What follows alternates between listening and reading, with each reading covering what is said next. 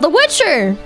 The Witcher is dead! Season 4 is a disaster! Uh-oh! Stinky! What's going on? Chad, are you excited? Are you excited for Witcher 4? The game? I am. I hope it doesn't suck. Alright, let's do it.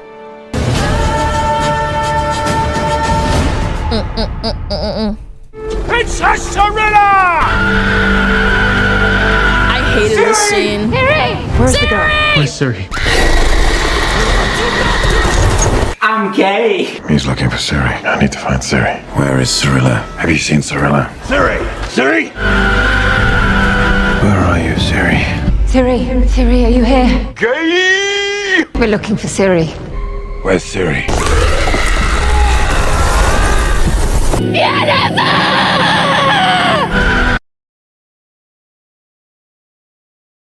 I don't want to hear screaming so often. I watched the whole season, by the way. Chat, I watched season 1 and 2. It's a lot of screaming.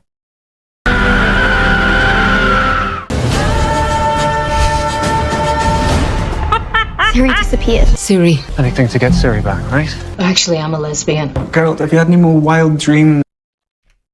What? Siri. Anything to get Siri back, right? Actually, I'm a lesbian. Geralt, Oh, it's fake. Okay, I almost thought it was real. have you had any more wild dreams about Siri? Has he told you about Siri, Regis? What if I can't save her? Well, there's still no sign of Siri. We know Siri is connected. I'm a lesbian. I played through Witcher 3 and all the DLCs. I completed every single quest that was available in the game.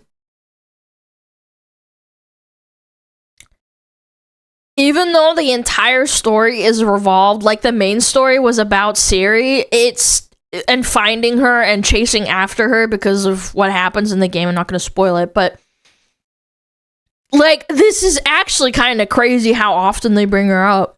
Siri. Siri. Siri is what we all need. Everyone wants Siri. I do Jesus want to save Siri. Christ, man. Lesbian. Find Siri. Find Siri. Want Siri? Siri will be safe. I need to protect Siri. Find Siri. Wait, where's Siri? Siri is still at risk. Nerderotic.com. Greetings, you over 1 million lovers of all things good and dislikers of all things bad, and the 40% who haven't subscribed yet. It goes without saying, but I'll say it anyway, that Netflix's The Witcher will go down in the annals of pop culture history as just another epic fantasy adaptation completely destroyed by ego, hubris, modernity, the message, and a clear disdain for the source material. And that was before season 4 premiered, but now that it is upon us, the only thing I do feel really bad for the actor that had to replace him, man. Yeah, Henry Cavill left such a big hole to fill, and it's not this guy's fault because it's like, he's just trying to do his damn job. keeping this in the zeitgeist of pop culture He's as not people Geralt, continuing but it's to not his marvel that fault this show is either. still being made. It And was set what up a to fail, journey it has been to exactly. get They here. should've- When The Witcher premiered way back in 2019, it was well received by the audience. It was okay. Like, again, I'm a really diehard Witcher fan. I played the games extensively. I really, really loved it. But I did have my issues with it because towards the end of, like, season 2, it really shifted to just being centered around Ciri, and the fact that, like, in season 3 and 4, which I didn't watch, granted, I think it became so centered around, like, one character alone, whereas, like, when you play the game as the Witcher, as Geralt of Rivia, it's centered around a lot of people's stories, not just one character. And there were more than a few outlets and fans saying that The Witcher could be the heir apparent to Game of Thrones. I would rather watch the last season of Game of Thrones than watch season 3 or 4 of Witcher. I ain't gonna hold you. Fortunately, it was all downhill from there. Henry Cavill, prior to season 2, in the kindest way possible, tried to warn us that showrunner Lauren Schmidt-Hissrich was going to stray from the source material. The showrunner has a particular vision for the show and for the characters in the show. The books, certainly the first few, is very much from a Geralt perspective, with the shift of the showrunner's vision where it's an ensemble cast more so than a singular lead, and the perspective is shifted to be almost more of a Cirilla Yennefer perspective. That's what I didn't like about it. Again, I love women. Just hear me out. I find stories about women, hot women doing awesome things, awesome. That's great. But it's not what The Witcher's about. About finding my character's place within. She loves within women. No, I love and men. making sure Shut up. that I do everything I can to be as faithful to the source material as possible that I can be within the structure set out for me. And wouldn't you know it? And this was in 2020, by the way. This was during, I think it came out. I remember this too because Witcher was such a sensation during COVID because everyone was at home, and I only started hearing about how awesome it was for a friend when we were playing World of Warcraft Classic, and the entire friend group would sit down and watch Witcher. It was great. It was awesome. The fact that he's already saying that back like 5 years ago, warning us ahead of time, I don't know. You love men, classic Alana, pick me. Sorry, I like males. Witcher Season 2 strayed from the source material, turning The Witcher into the Yennefer. And unsurprisingly, the ratings and the audience scores went down. And then everybody started calling out everybody, including former X-Men 97 and Witcher writer Bo DeMeo calling out Hissrich and her team for openly mocking the source material in the writer's room. Hissrich calling out Henry Cavill, Andrei Sapkowski, the creator and writer of The Witcher, calling out Lauren Hissrich. Maybe I gave them some ideas, but they never listened to me. He didn't say this about the the games, by the way. This guy, apparently, allegedly, well, not allegedly, because I remember there was like statements. He didn't like the game. Yeah, he's a grumpy old man. He didn't like the game because it actually did really, really well, and he didn't make a lot of money off of it because he just gave it to them because he didn't care, right? They said, "Oh, we want to take your book and make an adaptation." Yeah, he hates the games because he didn't make a lot of money off of them.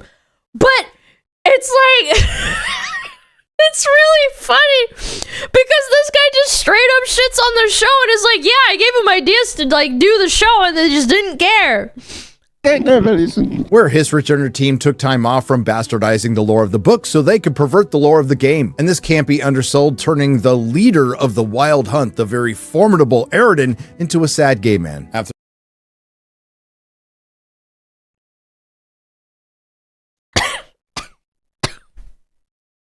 Why? Why is it important for him to be a sad gay man? He's the guy that kidnapped Ciri. Sorry, spoilers. So that season 3 came Why out, does it and matter? there was another dramatic loss in viewers. It wasn't important in the game or in the book. Why? Like, no, just explain to me. Why does it matter? Even if the character was straight, I wouldn't care about his, like, backstory of, like, oh, I had a really sad life. I'd be like, just be a villain. I don't give a shit. And it's at this point the show was essentially dead. But Hollywood, being no stranger to reanimating the corpse of a franchise only to defile it, carried on and announced poor Liam Hemsworth would be the replacement for Henry Cavill, and I hope he got a lot of money. Then things went quiet for a good long while until just over a month before the release of season 4, Netflix decided to drop a clip and a trailer. Both were ratioed into oblivion. But it doesn't end there, because every single promotional post on every social media platform was essentially ratioed into oblivion. And then they made the worst mistake possible, actually releasing the show. And let's just say the response hasn't been spectacular. If I was Henry Cavill, I would be so fucking happy. I would laugh my ass off. Isn't he doing a Warhammer thing? You go over to Rotten Tomatoes, it's got their idea of humanize the bad guys, making them gay. Yeah, what does that say about you? What are you saying, that gay people are evil? Out of 60% from the corporate critics, largely padded by sites you've never heard of. But if you go over to the top critics, it's at 33%. And Metacritic has it at about a 60. And there's audience scores, which is currently sitting at 20% on Rotten Tomatoes, 1.8 on Metacritic, and IMDb is averaging about a 4 out of 10. And yes, The Witcher is getting its worst reviews ever outside of Blood Origin. Liam Hemsworth is so cautiously not awful, all while being not good either, as Geralt of Rivia, that he's basically invisible in The Witcher Season 4. Someone forgot to see... Why is it even called The Witcher? Just call it The Ciri. The Witcher into his scenes and post. Liam Hemsworth isn't the problem with The Witcher's 4th season. The Netflix fantasy epic continues its downward spiral with a bloated and mostly boring new chapter. The Witcher Season 4 review. Liam Hemsworth. To be fair, I think I know why they backseated him so hard, because they know he's not Henry Cavill. I can see that. I can see both sides of the coin of, like, they might just be really bad writers, but at the same time, they probably wanted to move him back. I'd be pissed too if I was Liam Hemsworth, to be fair. I don't think he's an ugly guy. I'm just saying, I think he's a good actor, but, like, at the same time, it's like, oh, fuck. Everybody's gonna notice that it's not Henry Cavill anymore. Is as charismatic as a bollard in a wig. The Witcher Season 4 review. Look how Netflix massacred my boy. The first season of the fantasy series without Henry Cavill is dragged down by the Hemsworth in the room. Now, I have to agree with some of the corporate critics that Liam Hemsworth is not the primary problem with The Witcher Season 4. No, the responsibility of that lays at the feet of one woman. The aforementioned Lauren Schmidt-Hissrich, who has finally gotten everything she wanted, complete control of an epic fantasy series on Netflix without... Oh, no. You guys are gonna think I'm gonna point out something ridiculous, but I see LaCroix. Fuck. It's white women, man. LaCroix. It's the epic LaCroix fantasy series on Netflix without the shackles of Henry Cavill. And how did it... You guys thought I was gonna point out something else. No, I drink LaCroix. That's why I fucking pointed it out. God damn it, Chad. No, I'm not. LaCroix, it's a drink. It's a about drink. As bad as you would expect. Water. It's time to talk about The Witcher Season 4. Little poopies. And they waste no time getting to the cringe because they start with a double recap, including an over 2-minute previously on where they do not show Henry Cavill's face, and The Witcher doesn't utter a line of dialogue. To be fair, it kind of fits because he's barely in his own show. And then they follow that up with just over 8 minutes of reshot scenes from previous seasons with Liam Hemsworth, including the beach off with Vilgefortz. And it plays out like a parody. Think Austin Powers with Tom Cruise, except not played for laughs, yet just as funny. And I'm guessing most viewers needed this because most people dipped out at season 2. Yeah. And I'm also guessing that after this 8 minutes, most people dipped out. And just in case you didn't think that was the show displaying how self-aware they were, they go full meta and transition to an old man who was the guy who played the Blackfish from Game of Thrones, telling a story about The Witcher, but then a young girl comes in and tells him he's doing it wrong and tells the story better. And then this is literally fan fiction for some white woman in a room filled with a bunch of people. How is this good storytelling? Like, I'm not an amazing writer by any means, but I feel like I've read enough online to, like, know what a good story is at this point. Convinces herself with I've read better fan fiction. Honestly, yeah, go through this top-rated fanfiction.net. You'll probably find better writing than this crap, honestly. Picture of a girl with no face, that she is a central part of the story. You know Ciri's important to me. The whole saga is. Seeing this, I think that's me. And this is a great example of how Lauren Hissrich cherry picks things from the books and then completely turns them into fanfic feminist gobbledygook. In the books, Nimue is inspired by the stories she listens to. In the show, she takes over telling the story and tells it better than the man, and it doesn't get more meta than that except for the telling it better part. Am I right, Lauren? Anywho, what is a complete departure from previous seasons? The plot goes something like this. The evil mage Vilgefortz is looking for Ciri. Yennefer is looking for Ciri. Geralt of Rivia is looking for Ciri. Nilfgaardian Emperor Amir, after finding out he has a fake Ciri, is looking for Ciri. And the entire plot of the Witcher games, the main one, without the DLC, is looking for Ciri. But somehow, when you go out on a mission, you get sidetracked. And that's what's awesome about The Witcher, is that at the end of the day, your main goal is to find Ciri, but there's a lot of things along the way. Why do you have to make every single character be looking for Ciri? We got it. You're beating us over the head with something we already know. It's not interesting.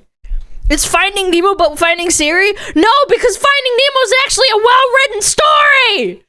New character, Leo Barnhart, is looking for Ciri. And now that I think about it, Ciri is looking for Ciri with her pals, the Rats, who are, without question, the most insufferable and annoying characters ever put to screen in a fantasy adaptation in the history of time. Oh, and we will get to them. Season 4 is based, let's just say it, on not the best books in Andrzej Sapkowski's series, Baptism of Fire and Tower of Swallows. Baptism of Fire is particularly bad, but somehow Lauren Hissrich has made it worse. While the book mainly focuses on the titular character, the Witcher, the show focuses on Yennefer, Ciri, and Geralt. So let's start with the least significant of the three, Geralt of Rivia, who is on a journey to find, you guessed it, Ciri, who he believes is in Nilfgaard, and time is running out. So of course he finds time to get distracted once or twice per episode, including saving a woman from therapists.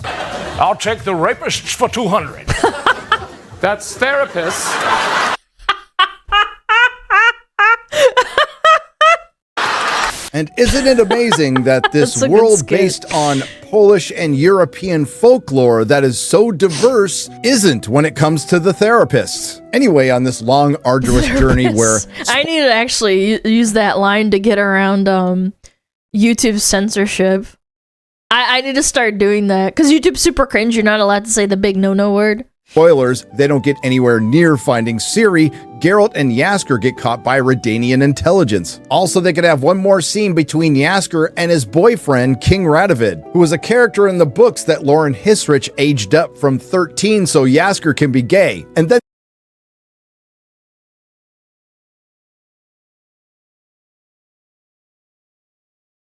they broke up. And the rest of the ragtag group Geralt is traveling with are some dwarves, and hey, gotta give credit. I'm sorry, I just took psychic damage. That's bad. Why do you need King Radovid, like, to not be a What? I'm so confused. Credit where credit is due. Props to Netflix for hiring dwarves to play dwarves. Kahir, who's on his redemption arc after kidnapping Ciri, he finally realizes she is the girl who's the key to everything. They probably couldn't afford the CGI, to be fair. Yeah, I don't know. I don't know if it was a props to them. Geralt originally wants to kill him and lets him go, and then doesn't like him, but then eventually likes him. Milva, who was supposed to look like this in the source material, and yes, the resemblance is uncanny. And then there's Lawrence Fishburne as Regis the Vampire, and again, the likeness to the character.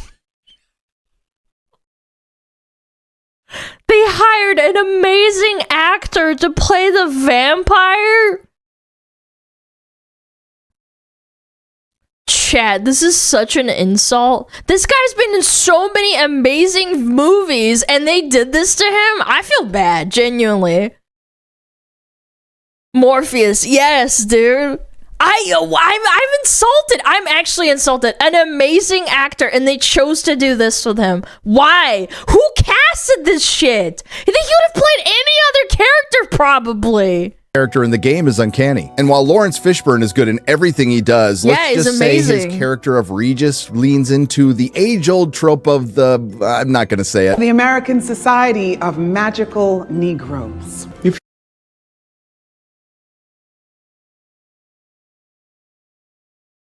you do your job well, you will run out of monsters to kill, will you not? Asmund likes him as Fishburne as a vampire. Yes, because he's an amazing actor. I'm just saying the casting doesn't really make any sense. I feel like he could have done a way better job fitting. I don't know. I just don't see it because I've played the games.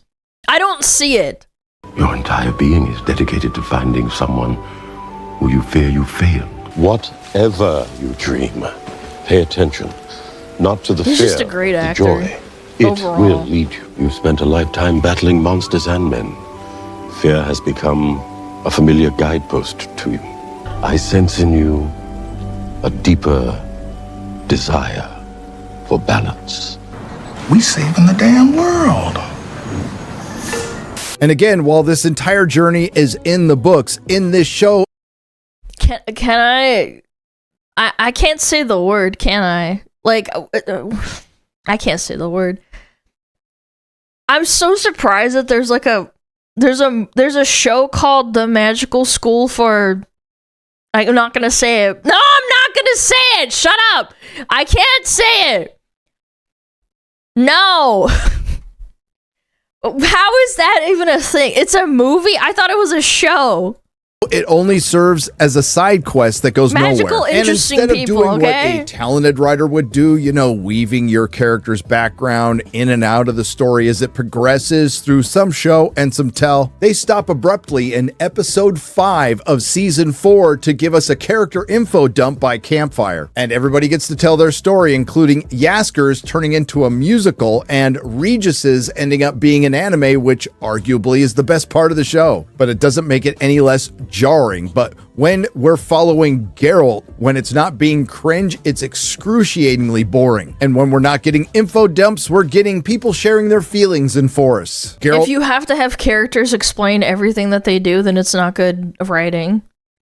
Info dumping and exposition should only be done periodically throughout the book, as opposed to like fucking having characters say everything that's happened. It's boring. Genuinely, it makes my brain tune the fuck out.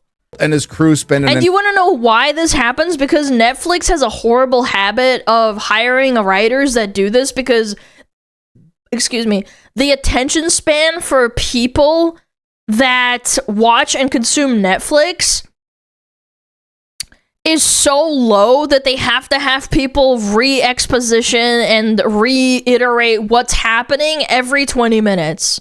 I'm not even kidding. It's like an actual phenomenon. I watched a whole YouTube video about it where a guy explains that every single Netflix video is supposed to be like watched while you're doing something else because they have to reinstate everything because people aren't paying attention. It's super bad. It's such bad Hollywood writing now. What, does Geralt have a biker jacket? He looks dapper, man. You're just jealous.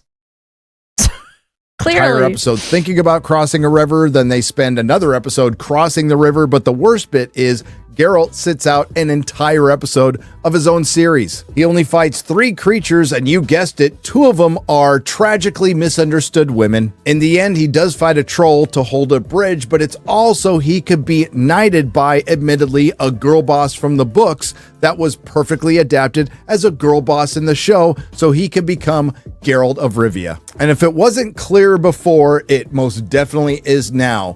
Lauren Hissrich's least favorite character in her Witcher series is the Witcher. Everyone's gonna say poor Liam Hemsworth, and he doesn't seem like a bad guy, but let's keep in mind that he put himself in this impossible situation that he was never gonna live up to. That being said, he wasn't awful, he was blandly competent. Having no knowledge of the books, They probably couldn't find anyone else better, I'm not gonna lie. I think they did fine for recasting him. he plays it as safe as possible, which actually makes things worse because he has 0 presence and 0 charisma. He is the Temu Witcher, and it comes off as a parody, and I'm going to date myself here, but it looks like he stepped out of a I can't believe it's not butter commercial.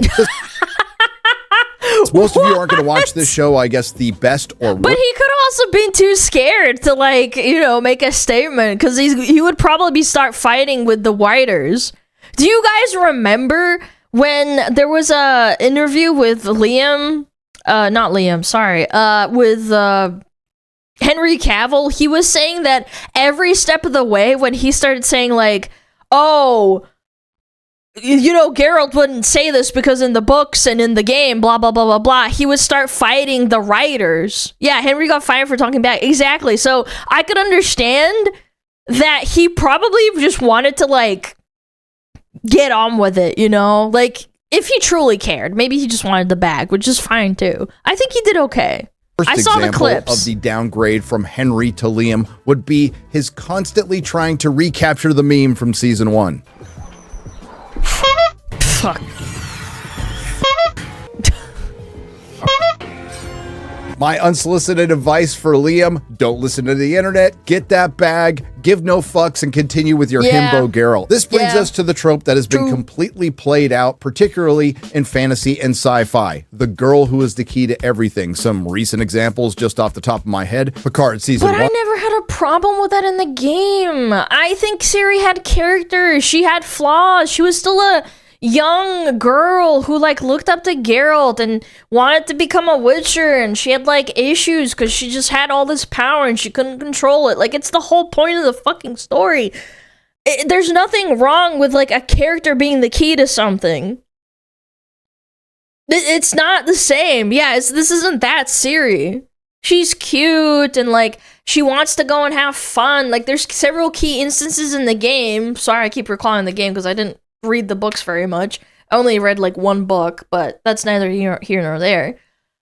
It's just, it's not the same. It's just, yeah, she's not annoying. She was cute. One had the girl who's the key to everything. Willow had the girl who's the key to everything. The Acolyte had the girls who were the key to everything, and hell. This is terrible. And again, they shat up Galadriel, like, ugh. The Rings of Power even made Galadriel the girl who was the key to everything. But there is a key to the girl who was the key. Even though she's supposed to be like a relatively side character that eventually develops into Galadriel as we see her in Lord of the Rings. Can't we just, like... This feeds into like the incel thing of like, oh, women can't be written as good characters. Women absolutely can be written as good characters, man. Everything, making her likable, something this show fails to do. A good example of the girl who was the key to everything would be Lilu from The Fifth Element. She's engaging, likable, vulnerable, empathetic, tough, determined. Everything Ciri isn't. She is essentially just a MacGuffin who always finds herself in a state of being lost. While in the books, it definitely feels like there's more going on. In the show, it just feels like everybody's dropped everything and we're just looking for Ciri for 4 seasons in a row. And she has insane powers in the show for whatever reason.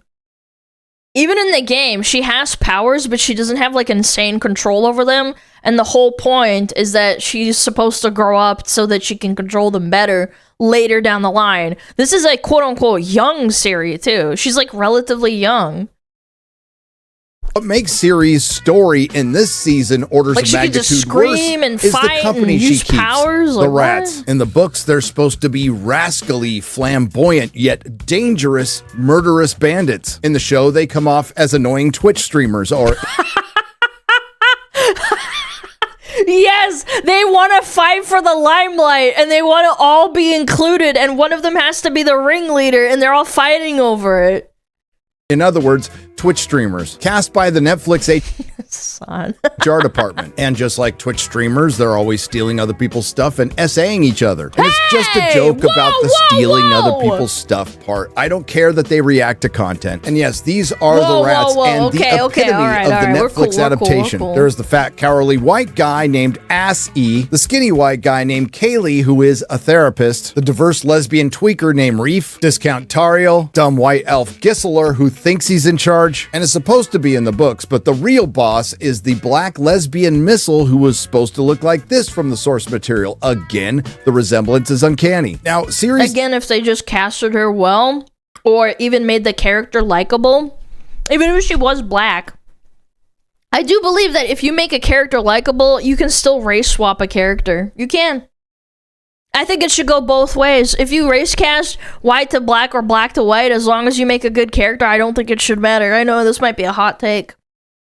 It doesn't matter to me. Again, Lawrence playing the vampire is only jarring to me because there's an entire massive quest line with that guy, so it's a little bit jarring to me. But overall, I think Lawrence did a really good job of acting. Like, even from the snippets that we just saw, I was like, damn, I like this character.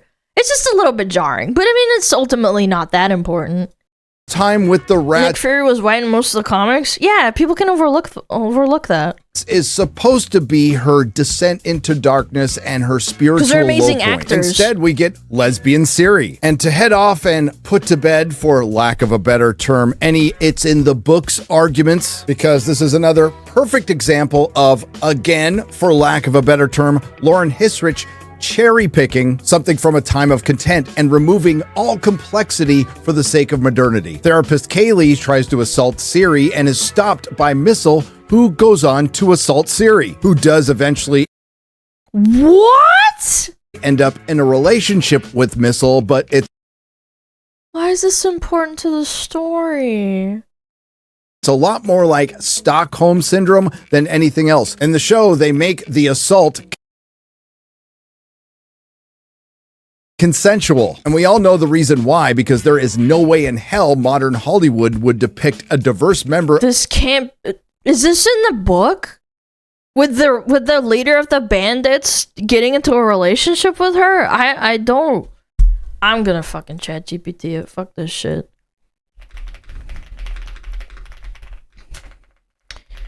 That is with Ciri. Does she get in a relationship with her in the books of the Witcher series? I actually don't know this answer.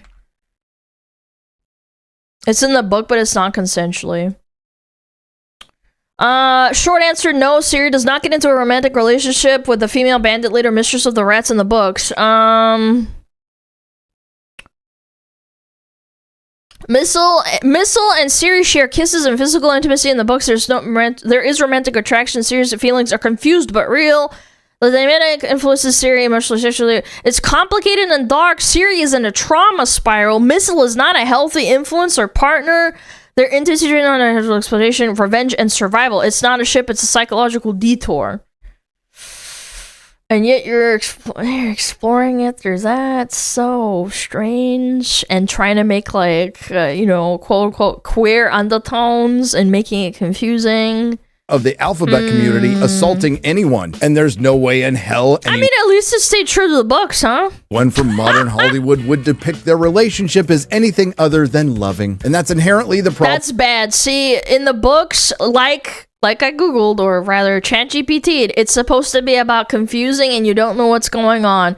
You shouldn't romanticize things like that. It's not good. Problem with casting based on identity. It removes all complexity and makes everything homogeneously diverse. The best part is somebody at Netflix thought it was a good idea to base an entire show on the rats, but later on, someone else at Netflix probably thought better of it, and they decided to edit it down into a movie and dropped it along with The Witcher Season 4 without telling anybody, and after watching it, I understand why. But there is some good news. There is a happy ending to this story that we'll get to later, because we still haven't gotten to the main protagonist of the Witcher series, the Yennefer. And her part in this is indicative of everything wrong with this show and modern fantasy. Lauren Hissrich basically took a couple of scenes from the books, completely changed them, then amplified it into the most prominent story in season 4. It's not an adaptation, it's a rewriting.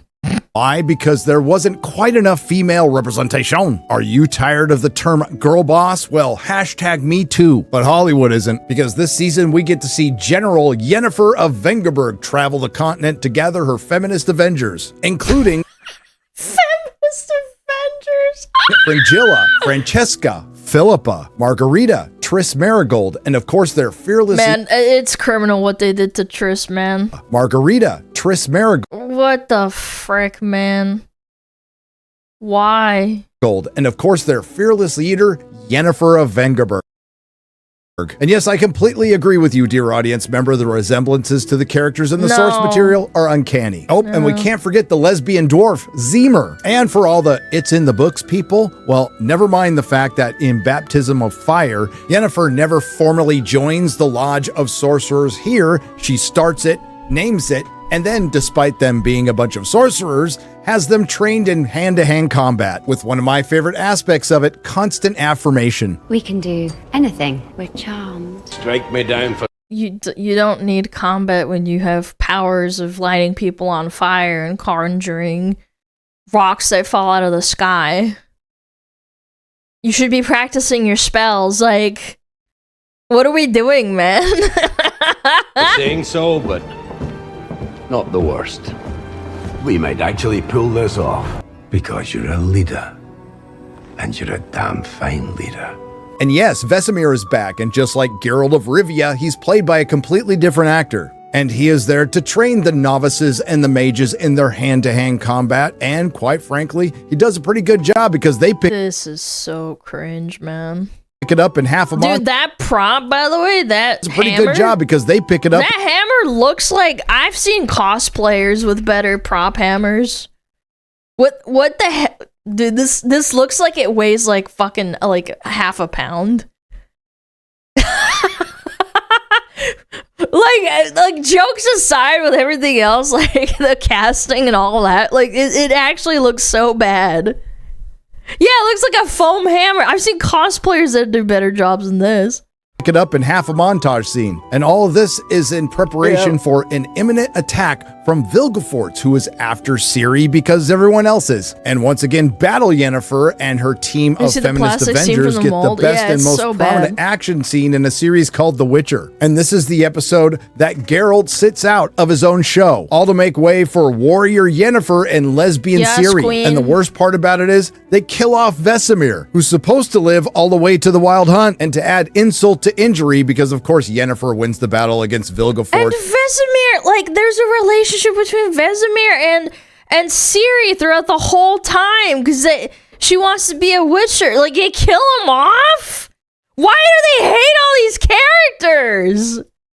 She portals over to Geralt, tells him, and Liam Hemsworth can't even manage to look distraught. They just kind of breeze past it and get into PG-13 sexy time. Put simply, this show is ass. They waste so much time on Yennefer and her feminist Avengers and lesbian Ciri and blow past important stuff that might make the world feel a little fuller, like Graham McTavish's Dijkstra. They don't even give Vesemir like the time of like, oh shit, maybe he goes full berserk before he dies. They just kill him.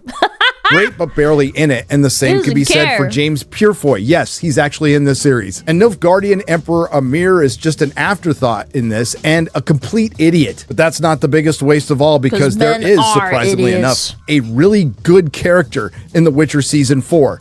Sharto Copley's Leo Barnhart. He's the second best in this entire series next to Henry Cavill's Geralt. He's a human bounty hunter who kills Witchers, and he's played to perfection. Imagine just an entire series of Henry Cavill's Geralt fighting monsters and Leo Barnhart. I'm in. And he gives us, without question, the most satisfying scene. Oh, he has all the medallions of all the Witcher schools, man. Look. The cat, the wolf. What was the other one? I forget. Of the entire series, when he hunts down and kills all of the rats brutally. Now, in truth, they sought him out and he made them pay for it, and I was cheering. Viper, I was applauding. Yeah, the only problem is I wasn't supposed too. to be happy when Ciri's black lesbian girlfriend and her fellow Twitch streamers were brutally murdered, but I was. And their heads getting cut off and pickled was just chef's kiss. Okay. And that wild hunt they were teasing all through season 3, not a sign of it here, which is just as well, because Vesemir's dead. Most Witcher fans figured this show didn't have a chance in hell without Henry Cavill, and after watching it, they were proven completely right, but there were a lot of unintentional laughs on the way. The Witcher season 4 could be best summed up like this: boring Liam as Geralt on an inane journey with Lawrence Fishburne narrating his every inner thought, lesbian Ciri, the gathering of girl bosses, verbal diarrhea exposition by campfire, so more lesbian Ciri, gay Yasker. You can absolutely write Ciri's confusion in the state of her mind in a way that's actually intricate to the and accurate to the book, but like labeling as like this cutesy romantic relationship with the rat leader is so weird, man. I can't get behind this. And Ciri, gay Yasker, feelings in Forest, more lesbian Ciri, the annoying as fuck rats, more lesbian Ciri, all centered around General Yennefer and her feminist Avengers. And if you think about it, nothing was really accomplished this season, and they only have one more to go, but let's hope that Geralt's in every episode of his own show for its final season, where they're going to have to cram in the events of a couple of books and a game. A season that's already shot and in the can, and the total budget for this show from season 1 to season 5 is almost $250 million. But you gotta give it up for the woman of the hour getting one over on Netflix, getting a lot of money, and destroying yet another fantasy show in the process. And that would be head writer and showrunner Lauren Schmidt-Hissrich, who was handpicked by Netflix partially due to her work with the streamer in the past, and partially, maybe mostly, due to the post-Me Too era virtue signal hiring. That's right, casting a female showrunner of an intellectual Why can't you just hire a good female writer, man? Ugh. There's so many women that write books or like write mangas with plots that are just well written and have good character development.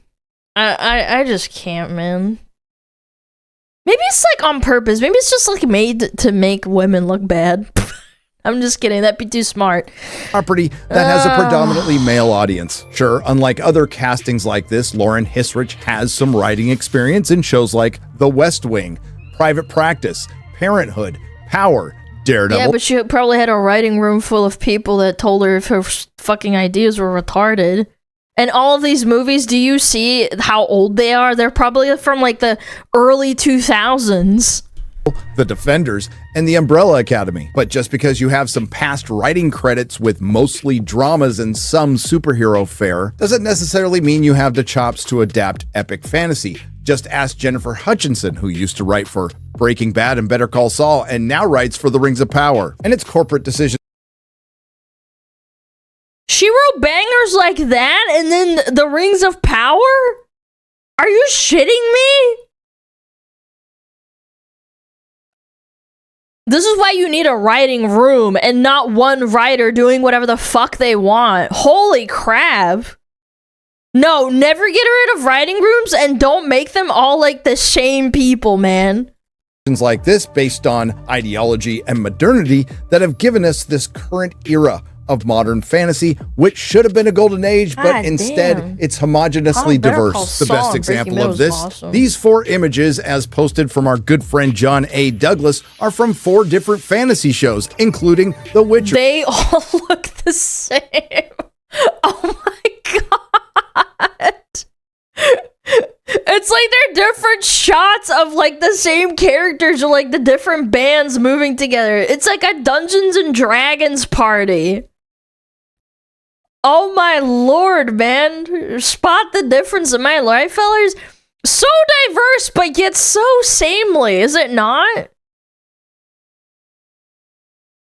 Or AI generated? Yo, actually, I can see that. Yeah. From a distance.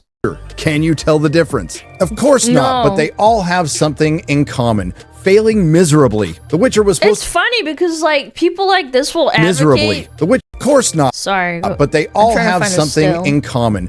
Failing miserably. I'm so bad. Okay, here we go. People like this want to push for diversity, but why does every single character kind of just look the same, man? It's just kind of crazy. I don't get it. What is it about it? It's like, I've seen more diverse characters in Dungeons and Dragons parties, I'm not gonna lie. You tell the difference? Of course not, but they all have something in common. Failing miserably. The Witcher was supposed to be 7 seasons, but it was abruptly cut down to 5 after Yeah, Henry I Cavill bet. left, and Lauren Hissrich is lucky she got that. But she does say, are there more stories? Maybe. Well, actually, there's a lot because you skipped them, but this one has to end at this point. So I think The it's a PR nice time answer, for yeah. all of us to step back a little bit. And that probably has a lot to do with the audience stepping back a long time ago. And the Witcher showrunner also addressed the backlash to the show. No one's taking the books away. No one's taking the video games away. Everyone can have... Yeah, but you're shitting it up for future audiences to enjoy, and they won't, like... If I saw this show, and I didn't know about the books or the game, I wouldn't want to play the game. At least initially. Unless some friend told me to, I wouldn't be inclined to, like, play the video game. That's not an excuse. their version of The Witcher. You're shitting it up. Unfortunately for you, Lauren, it turns out no one wanted your version. Nerderotic.com. Thank you, Nerderotic. That was awesome. If you like what you heard, please like, share, and subscribe. If you didn't like what you heard, I thank you for listening this long. I will see you in the next video.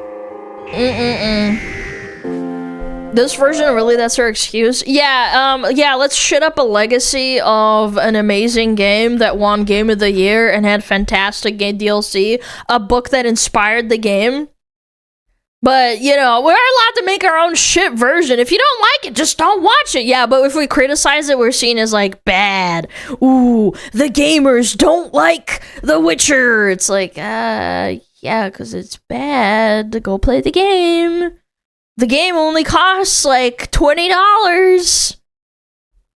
Yep. Thanks for all the YouTube videos, Alana. Remember, things are bad. They will always get better. Maybe not the Witcher TV show. No, it will not. You're right. Chad, do not watch the show. Go grab the fucking game. It's fantastic. I think you can grab all the DLC for, like, under maybe, like, $30 during, like, sales.